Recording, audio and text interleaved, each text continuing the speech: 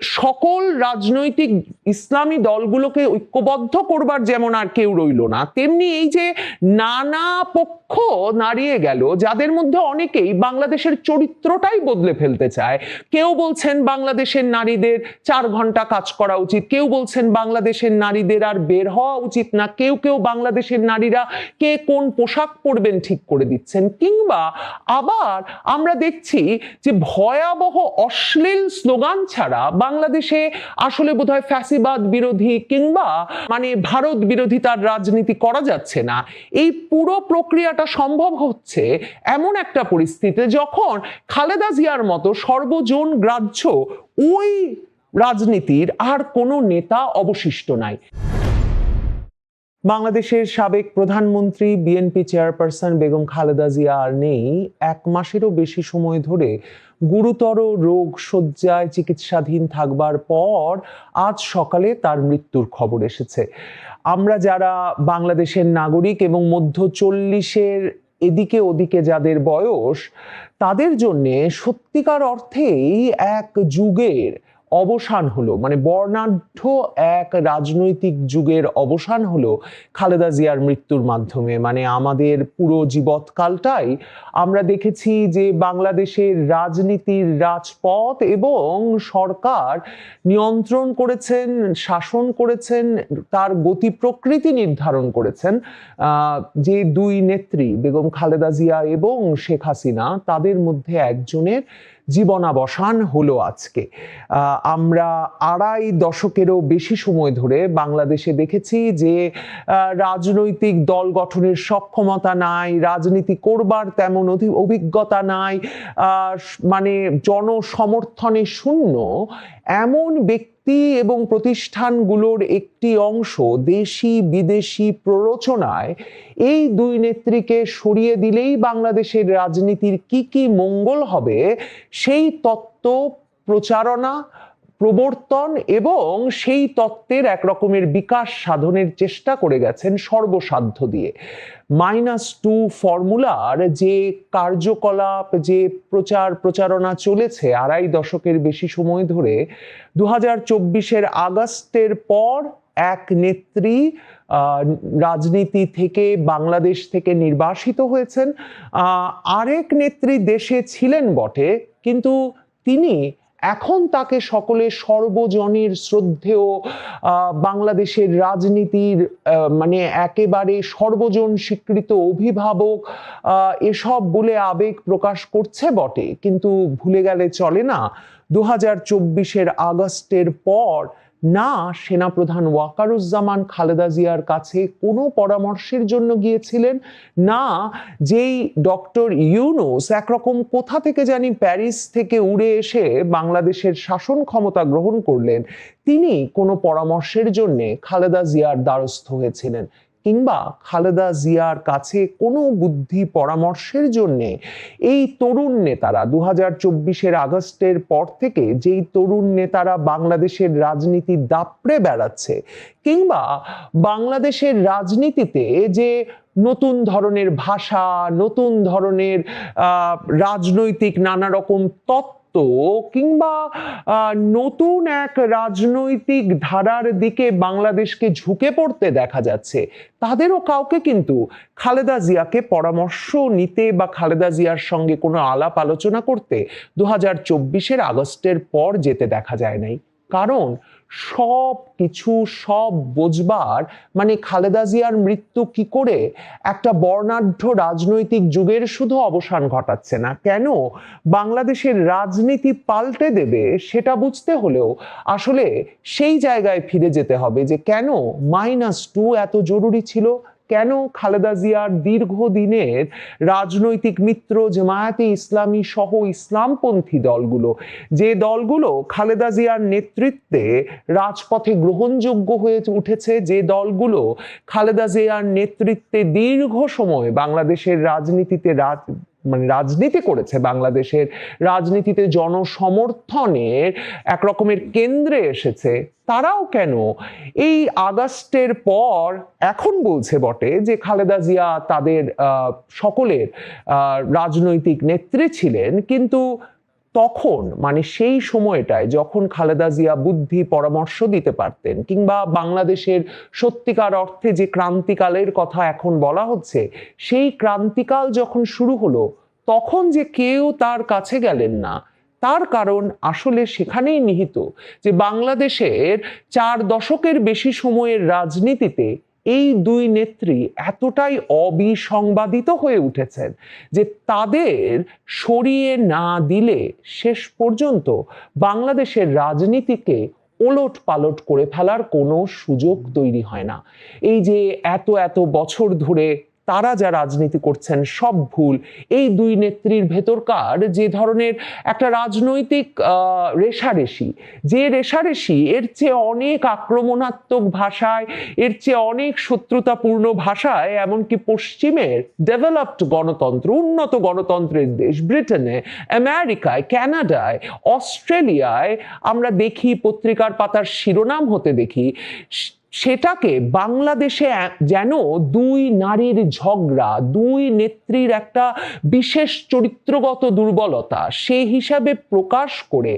দুই নেত্রীর যে রাজনৈতিক ত্যাগ তিতিক্ষা, তাদের রাজনীতির কেন্দ্রে থাকার মাধ্যমে বাংলাদেশের রাজনীতির যে পরিমাণ, মানে রাজনৈতিক নেতৃত্বের যে জনঘনিষ্ঠ হয়ে ওঠা, এবং বাংলাদেশের রাজনীতিকে ক্যান্টনমেন্ট থেকে বের করে রাজপথে নিয়ে আসা, এই বিষয়গুলোকে একরকম তুচ্ছ করা হয়েছে দীর্ঘ সময় ধরে। বাংলাদেশের রাজনীতিতে খালেদা জিয়া এক অনন্য চরিত্র এই কারণে যে বাংলাদেশের প্রথম নারী প্রধানমন্ত্রী তিনি, শুধু তাই নয়, তিনি পৃথিবীর মানে মুসলিম সংখ্যাগরিষ্ঠ দেশগুলোর মধ্যে দ্বিতীয় নারী প্রধানমন্ত্রী।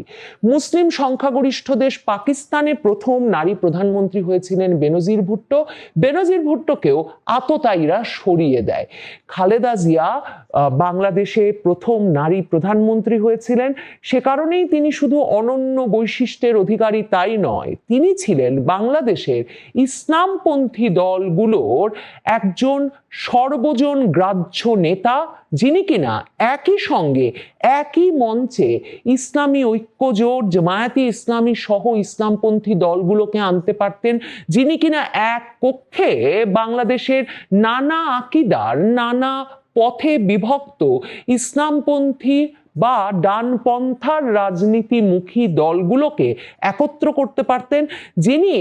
বাংলাদেশের সেনা সদরে জন্ম নেওয়া, ক্যান্টনমেন্টে জন্ম নেওয়া রাজনৈতিক দল বিএনপি, সেই বিএনপিকে একই সঙ্গে একটা ইসলামী আত্মপরিচয়, মানে ধর্মভিত্তিক জাতীয়তাবাদের আত্মপরিচয়ের রাজনীতির মাধ্যমে একটা ইউনিক রাজনীতির সূচনা করেন বাংলাদেশে। সেই অর্থে যে রাজনীতি আওয়ামী লীগের সেকুলার ধর্মনিরপেক্ষতার রাজনীতির বিপক্ষে বা বিরুদ্ধে একটা সত্যিকারের অন্য রাজনীতির সূচনা করবে, কিংবা অন্য রাজনৈতিক শক্তিকে শক্তিশালী করে তুলবে, সেই রাজনীতিকে তিনি যেমন নেতৃত্ব দেন, বাংলাদেশি জাতীয়তাবাদের রাজনীতিকে তিনি যেমন নেতৃত্ব দেন, যেখানে তিনি আওয়ামী লীগের বাঙালি জাতীয়তাবাদ, মানে বাংলাদেশের সংবিধানে 72-এর সংবিধানের বাঙালি জাতীয়তাবাদের পাশাপাশি বাংলাদেশি জাতীয়তাবাদ, যেখানে ইসলামী আত্মপরিচয়, ধর্মভিত্তিক আত্মপরিচয় অত্যন্ত গুরুত্বপূর্ণ, সেই রাজনীতির প্রধান মুখ হয়ে ওঠেন একজন নারী হিসেবে, একজন মা হিসেবে, একটা মুসলিম সংখ্যাগরিষ্ঠ দেশে। এবং তিনি কিনা বাংলাদেশের অপরাপর সকল মুসলিম ধর্মভিত্তিক, ইসলামী ধর্মভিত্তিক রাজনৈতিক দলের সর্বজন গ্রাহ্য নেতা হয়ে ওঠেন, যা কিনা বাংলাদেশের ধর্মভিত্তিক রাজনৈতিক দলগুলোকে ধর্মীয় প্রতিষ্ঠান থেকে রাজপথে গ্রহণযোগ্য রাজনৈতিক শক্তি হিসেবে প্রতিষ্ঠিত করতে গুরুত্বপূর্ণ ভূমিকা রাখে। মানে আমি এখন যখন চিন্তা করি, বা যে কেউ যখন চিন্তা করবেন যে একটা মুসলিম সংখ্যাগরিষ্ঠ দেশে একজন নারী, তিনি এই পুরো রাজনৈতিক শক্তিটার নেতৃত্ব দিচ্ছেন এবং তিনি সেই রাজনৈতিক শক্তির নেতৃত্ব দেওয়ার মাধ্যমে বাংলাদেশের মতো একটা দেশে যেখানে মানে 90, 92, 93, 94% মুসলিম সংখ্যাগরিষ্ঠ একটা দেশ, সে দেশে ইসলামী রাজনৈতিক দলগুলো, বহু মতে পথে বিভক্ত রাজনৈতিক দলগুলোকে তিনি যে শুধু একরকম ঐক্যবদ্ধ রাজনৈতিক শক্তিতে পরিণত করার শক্তি রেখেছিলেন তাই নয়, এর মাধ্যমে তিনি সেই রাজনীতিতেও একটা নারীর অংশগ্রহণ, মধ্যপন্থার জায়গা এবং যুক্তিগ্রাহ্যতার জায়গা প্রতিষ্ঠা করতে পেরেছিলেন। সে কারণেই সম্ভবত -2 বাংলাদেশে এত জরুরি হয়ে পড়েছিল। বাংলাদেশের রাজনীতি নানাভাবে পাল্টে যাচ্ছে খালেদা জিয়ার জীবনাবসানের মধ্য দিয়ে, কিংবা খালেদা জিয়াকেও রাজনীতির পরিসরে আসতে না দেওয়ার মাধ্যমে সেই 2024 আগস্ট থেকে এই যে সকল ইসলামপন্থী দলকে ঐক্যবদ্ধ করতে পারেন, যিনি কিনা হেফাজতে ইসলামের মঞ্চেও গিয়ে উঠতে পারেন, যিনি কিনা জামায়াতে ইসলামীর শীর্ষস্থানীয় নেতাদেরকে পরামর্শ দিয়ে জামায়াতে ইসলামীর রাজনীতির গতি প্রকৃতি নির্ধারণ করতে পারেন, যার কথা বললাম যে মামুনুল হকের বাবা আল্লামা আজিজুল হক শাইখুল হাদিস, ঘনিষ্ঠ সম্পর্ক ছিল খালেদা জিয়ার সঙ্গে, যিনি কিনা ওই 4 দলীয় জোটেরও একজন গুরুত্বপূর্ণ মানে শরিক ছিলেন। যে 4 দলীয় জোট 2001-এ ক্ষমতায় এলো, জামায়াতে ইসলামী, ইসলামী ঐক্যজোট, বিএনপি আর জাতীয় পার্টি, এরশাদ সাহেবের সাথেও তিনি তখন ঐক্য করেছিলেন। পরে এরশাদ সাহেব বেরিয়ে গেলেন, সেখানে এলো জাতীয় পার্টির আরেকটি অংশ, নাজিউর রহমান মঞ্জুরের অংশ। কিন্তু এই যে মানে সকল রাজনৈতিক ইসলামী দলগুলোকে ঐক্যবদ্ধ করবার যেমন আর কেউ রইল না, তেমনি এই যে নানা পক্ষ নাড়িয়ে গেল, যাদের মধ্যে অনেকেই বাংলাদেশের চরিত্রটাই বদলে ফেলতে চায়। কেউ বলছেন বাংলাদেশের নারীদের 4 ঘন্টা কাজ করা উচিত, কেউ বলছেন বাংলাদেশের নারীদের আর বের হওয়া উচিত না, কেউ বাংলাদেশের নারীরা কে কোন পোশাক পরবেন ঠিক করে দিচ্ছেন, কিংবা আবার আমরা দেখছি যে ভয়াবহ অশ্লীল স্লোগান ছাড়া বাংলাদেশে আসলে বোধহয় ফ্যাসিবাদ বিরোধী কিংবা মানে ভারত বিরোধী তার রাজনীতি করা যাচ্ছে না। এই পুরো প্রক্রিয়াটা সম্ভব হচ্ছে এমন একটা পরিস্থিতিতে যখন খালেদা জিয়ার মতো সর্বজন গ্রাহ্য ওই রাজনীতির আর কোনো নেতা অবশিষ্ট নাই। সেই জায়গাটা কি কখনো তারেক রহমান নিতে পারবেন? তারেক রহমান বিএনপিকে যেভাবে পাল্টে ফেললেন, খালেদা জিয়ার রাজনৈতিক জীবনের অবসানের সাথে সাথে, তিনি নেতৃত্বের কেন্দ্রে আসার সাথে সাথে তাকে যেভাবে ইসলামপন্থী দলগুলো ছেড়ে গেল এবং তিনি যেভাবে ইসলামপন্থী দলগুলোকে ছেড়ে গেলেন, বা তিনি সর্বজন গ্রাহ্য যখন হয়ে উঠতে পারলেন না, তখন কি সত্যি বাংলাদেশে ওই ধর্মনিরপেক্ষতার আওয়ামী লীগের রাজনীতির বিরোধী যে রাজনীতি, অ্যান্টি আওয়ামী লীগ শক্তিটা, সেই শক্তিটা আসলে কেমন চেহারা নেবে তা ক্রমাগতভাবে একটা শঙ্কার কারণ হয়ে উঠেছে গত কমাসে। এবং খালেদা জিয়ার জীবনাবসানের মাধ্যমে নিশ্চিতভাবেই ওই পক্ষের ঐক্য